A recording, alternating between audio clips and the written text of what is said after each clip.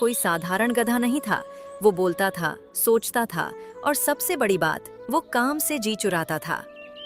अरे ओ भूरे, ओ नवाब साहब, उठ जा अब। खेत पर जाना है, पानी भरना है, सब काम पड़ा है। कब तक सोएगा रे? मोहन भैया, शास्त्रों में लिखा है सुबह जल्दी उठने से हड्डियां कमजोर होती हैं। कौन से शास्त्र में लिखा है ये? मेरे खुद के लिखे शास्त्र में।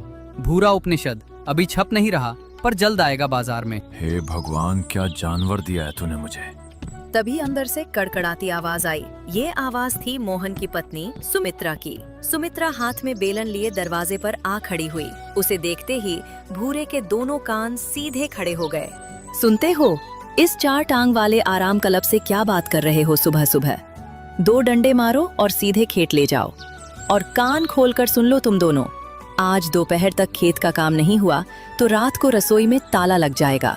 दोनों भूखे सोओगे। सुमित्रा की आवाज सुनते ही भूरे की सारी नींद उड़ गई। वो धीरे से उठकर मोहन के पास सरक आया। मोहन भैया, वो बेलन देख रहे हो? वो हथियार की श्रेणी में आता है। सरकार को इस पर पाबंदी लगानी चाहिए। चल अब, चुपचाप चल। राजा होना चाहिए था मुझे, पर यहाँ खेत जाना पड़ रहा है। किस्मत भी कमाल की है। दोनों गांव की पगडंडी पर चल पड़े। भूरा ऐसे चल रहा था जैसे उसके पांवों में पत्थर बंधे हों। रास्ते में सामने से आता दिखा मोहन का पुराना दोस्त घीसू। घीसू मस्ती से चाय की चुस्की लेता हुआ चला आ रहा था। राम राम मोहन भाई। अरे इतनी सुबह कहाँ चले? और ये तुम्हारा भूरा आज इतना मुंह लटकाए क्यों है?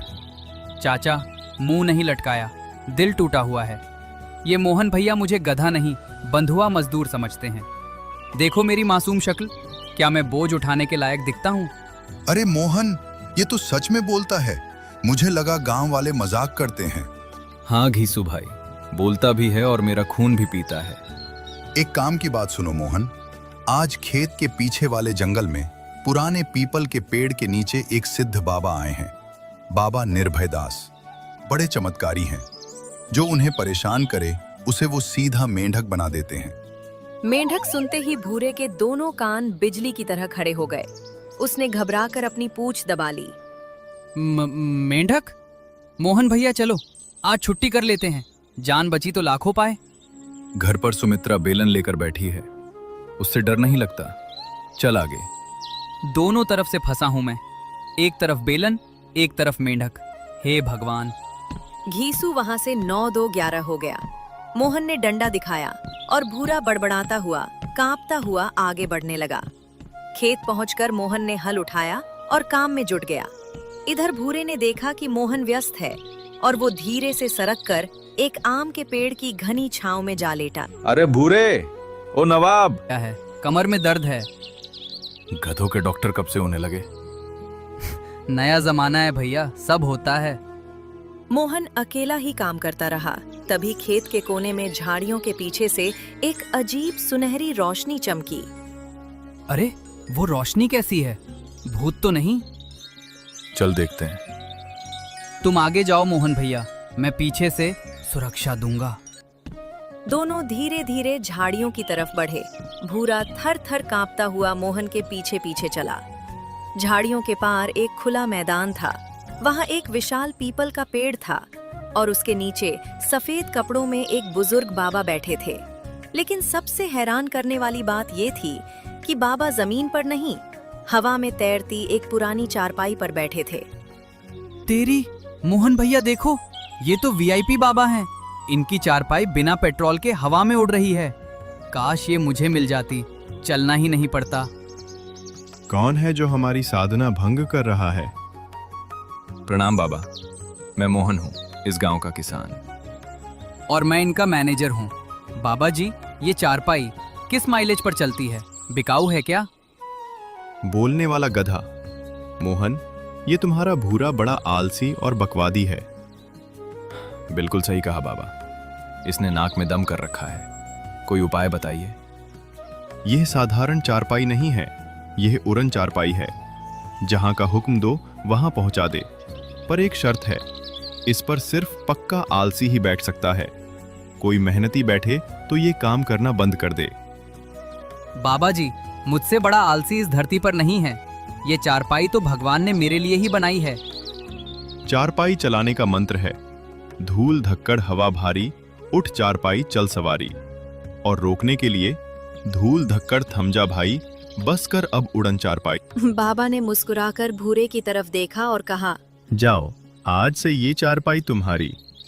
और देखते ही देखते बाबा हवा में विलीन हो गए। मोहन हक्का बक्का खड़ा रह गया। चारपाई धीरे से जमीन पर आ गई। भूरे ने एक पल भी नहीं गवाया। जिंदगी में पहली बार उसने ऊंची छलांग लगाई और सीधे चारपाई पर जा लेटा। मेरी चारपाई, मेरी उड़न चारपाई, धूल धक्कड़ हवा भारी, उठ चारपाई चल सवारी। मंत्र सुनते ही चारपाई धीरे धीरे जमीन से 4 फीट ऊपर उठ गई। भूरा हवा में मस्ती से झूलने लगा। मोहन फटी आंखों से देखता रह गया। मोहन भैया, पैदल चलो तुम, मैं घर जाकर सुमित्रा भाभी को सरप्राइज देता हूँ। चारपाई चलो घर की तरफ, सरपट सरपट। चारपाई गांव की गली में से गुजरी। रास्ते में घीसू चाय पी रहा था। भूरे को हवा में उड़ते देखा तो चाय का कप हाथ से छूट गया। भागो रे भागो, भूत आ गया। मोहन का गधा हवा में उड़ रहा है। चाचा, भूत नहीं हूँ, नए जमाने की टेक्नोलॉजी है। Ta-ta bye bye. Ghisu dhoti संभालते हुए ऐसे भागा जैसे पीछे बाघ पड़ गया हो। पूरा गांव तमाशा देख रहा था और भूरा शान से उड़ता हुआ अपने घर के आंगन में लैंड कर गया। आंगन में सुमित्रा झाड़ू लगा रही थी। जैसे ही उसने भूरे को हवा में तैरते देखा, उसका हाथ रुक गया। आंखें फटी की फटी रह गईं। ये क्या नौटंकी है? मोहन कहाँ है और तू हवा में क्यों उड़ रहा है? नीचे उतर अभी। सुमित्रा देवी जी, जरा तमीज से बात कीजिए। अब हम कोई मामूली गधे नहीं रहे, हम हैं उड़न भूरा। अब से खाना सीधे चारपाई पर लाया जाएगा, और हाँ, थोड़ा गर्म रखना। क्या बोला तूने? खाना चारपाई पर? तभी मोहन हांफता हुआ आंगन में दाखिल हुआ। उसने सुमित्रा को पूरी बात बताई। बाबा निर्भयदास, जादुई चारपाई और वो शर्त कि सिर्फ आलसी ही इस पर बैठ सकता है। अच्छा, इस कामचोर को हवाई जहाज मिल गया और मेरा पति पैदल मरे? ये मैं नहीं मानती। हट, मैं बैठूंगी इस पर। सुमित्रा रुको, बाबा ने कहा था मेहनती बैठा तो। रुको रुको रुको सुमित्रा देवी, ये चारपाई ब्लास्ट कर जाएगी, पीछे हटो। लेकिन सुमित्रा ने एक न सुनी। जैसे ही उसका पैर चारपाई से छुआ, चारपाई में सुनहरी रोशनी चमकने लगी और वो जोर जोर से हिलने लगी जैसे भूकंप आ गया हो। हाय रे मैया, ये तो सच का जादू है। सुमित्रा डर के मारे पीछे हट गई। चारपाई तुरंत शांत हो गई। भूरे ने राहत की सांस ली। देखा, ये चारपाई झूठ नहीं बोलती। मेहनती लोगों के लिए नहीं है ये सिर्फ मेरी है। चुप कर मोहन, इस गधे को समझाओ।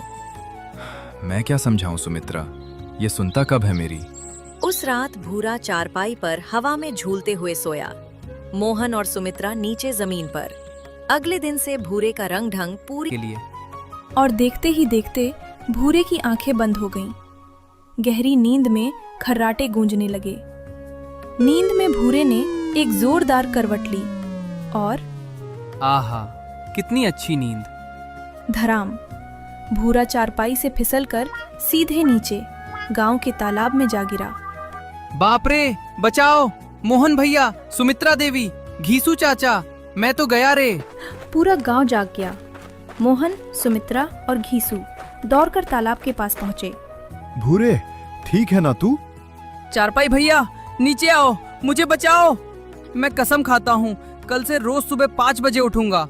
मोहन भैया के साथ खेत जाऊंगा। सुमित्रा देवी के बेलन की कसम, कभी आलस नहीं करूंगा। बचा लो मुझे। मोहन ने रस्सी फेंकी और भूरे को बाहर खींचा। भूरा पूरी तरह भीगा हुआ, कांपता हुआ बाहर आया। भूरे, चोट तो नहीं लगी? मोहन भैया, माफ कर दो। आलस का फल बहुत ऊंचा और दर्दनाक होता है, मैंने आज समझा। अब यही तो सुनना था मुझे। नया भूरा आया है। तीनों करमू काका के खेत की तरफ चल पड़े। वहां पहुंचकर देखा, नहर के मुहाने पर बड़े बड़े पत्थर और मिट्टी का ढेर लगा हुआ था। करमू काका लाठी के सहारे खड़े थे। आंखों में पानी था।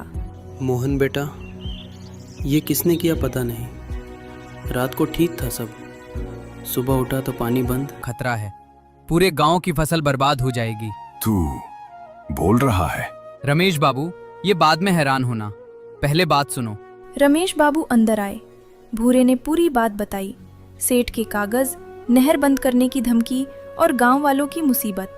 बनवारी लाल का नाम सुना है? गया 5-6 आदमी हैं उसके साथ और एक सरकारी बाबू भी लाया है अपने साथ। सरकारी बाबू?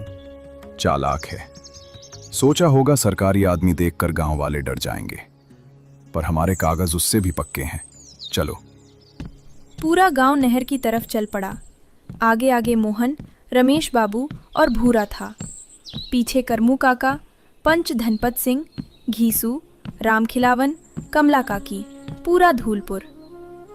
सेठ बनवारी लाल अपने आदमियों के साथ खड़ा था। समझदार बीवी मिलेगी तो सब ठीक हो जाएगा, हमें कोई एतराज नहीं। गरीब है तो क्या, जो देंगे वो ठीक है। सुनीता ने मोहन को बुलाकर खबर सुनाई।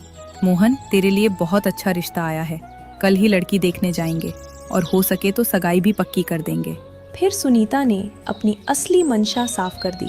सुन मोहन, एक बात साफ कर दूं, हमारा घर एक ही कमरे का है, बहू के लिए जगह नहीं। शादी के बाद तू गांव के